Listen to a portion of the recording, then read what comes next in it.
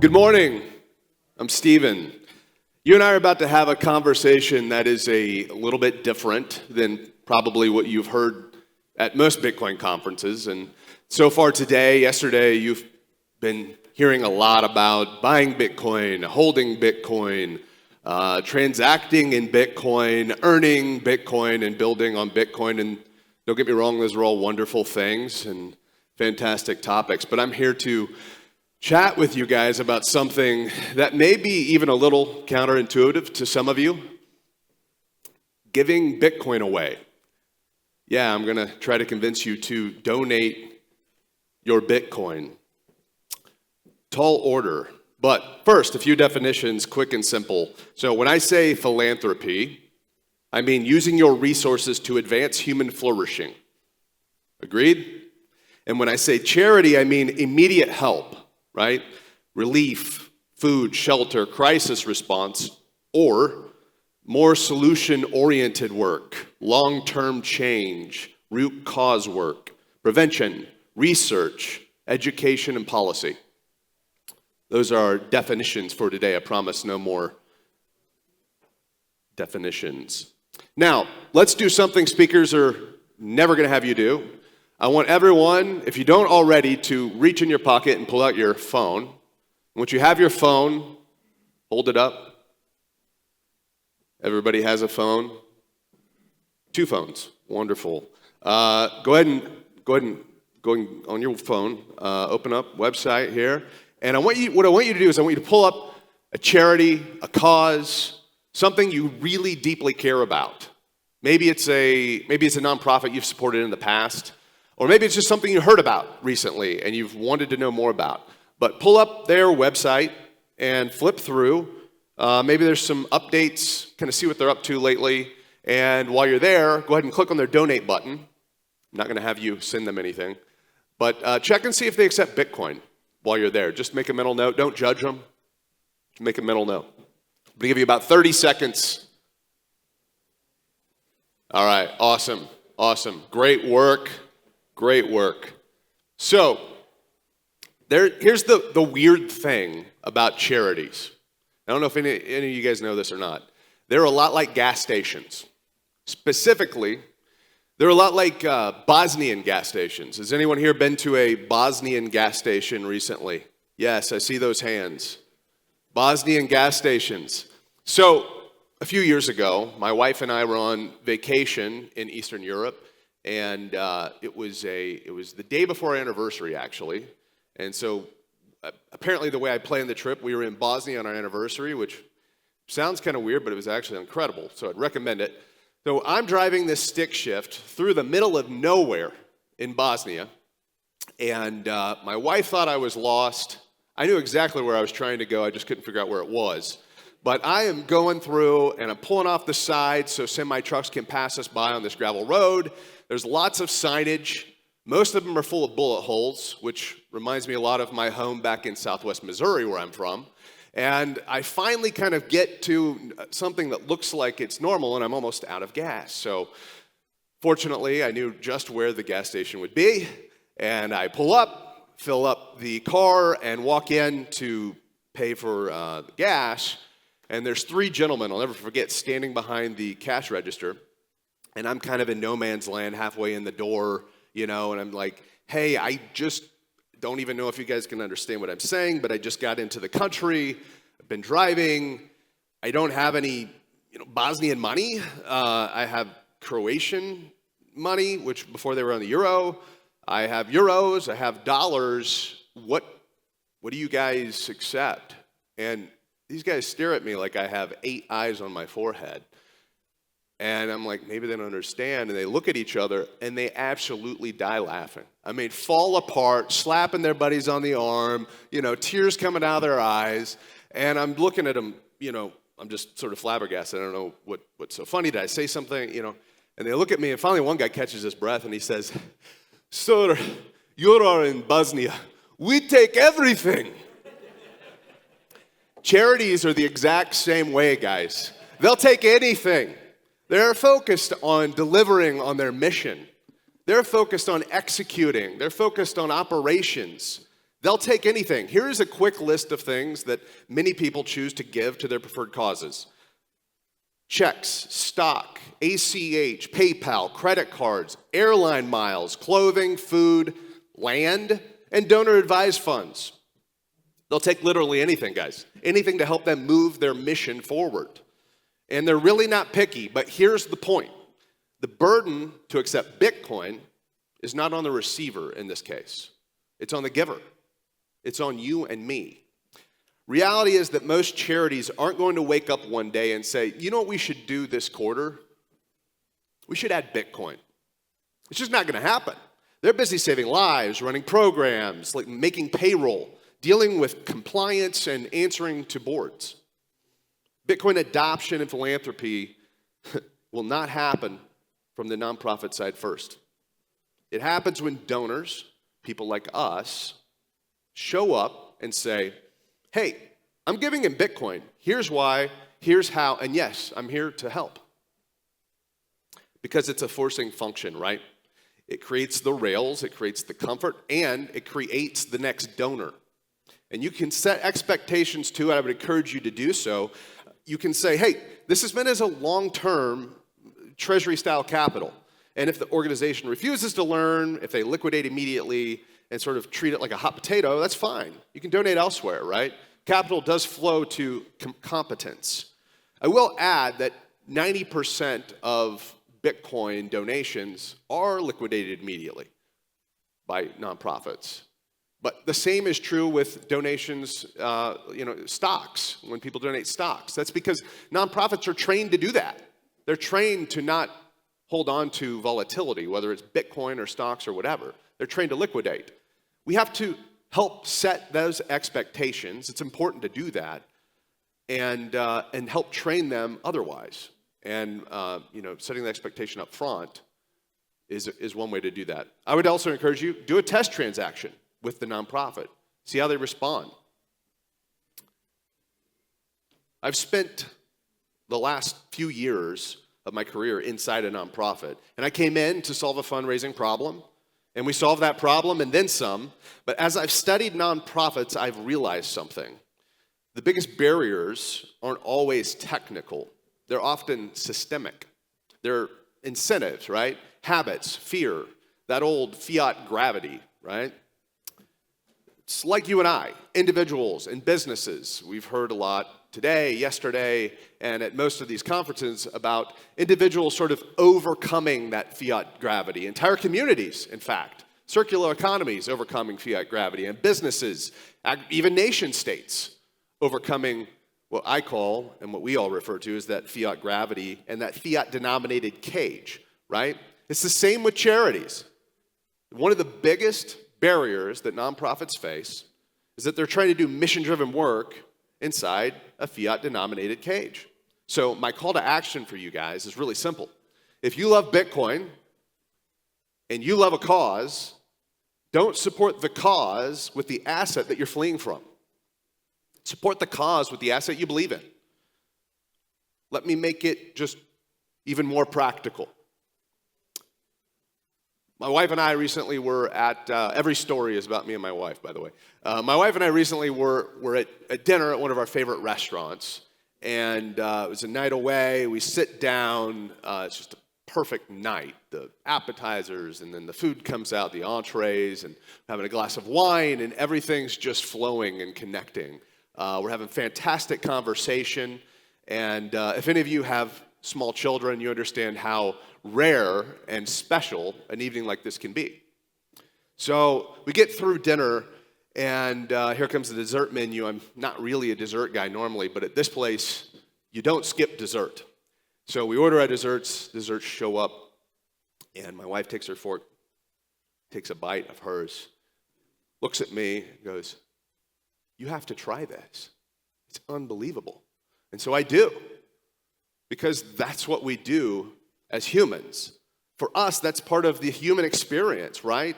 We find things we enjoy, and then we share them with the people we care most about.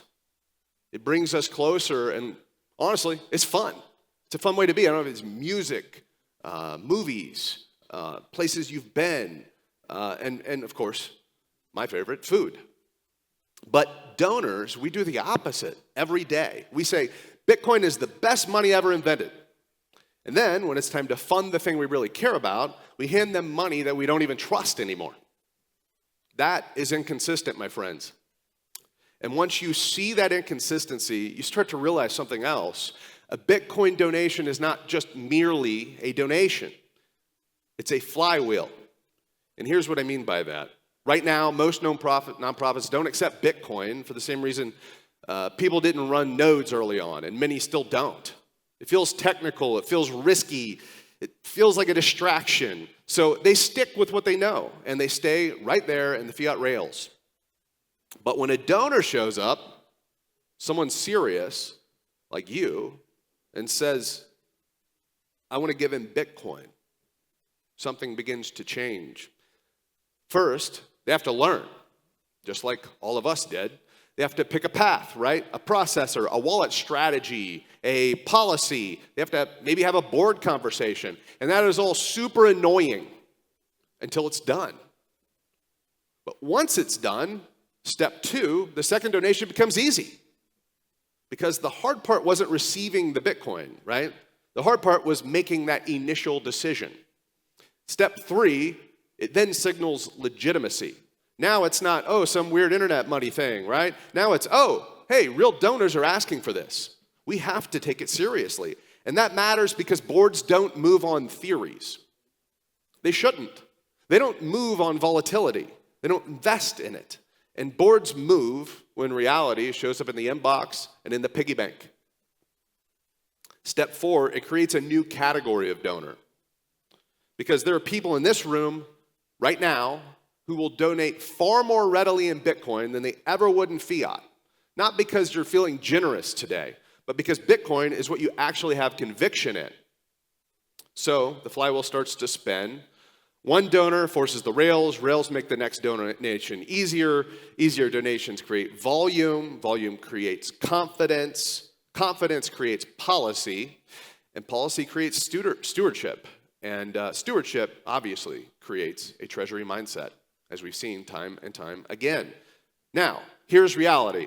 The nonprofit does not need 1,000 Bitcoin donors.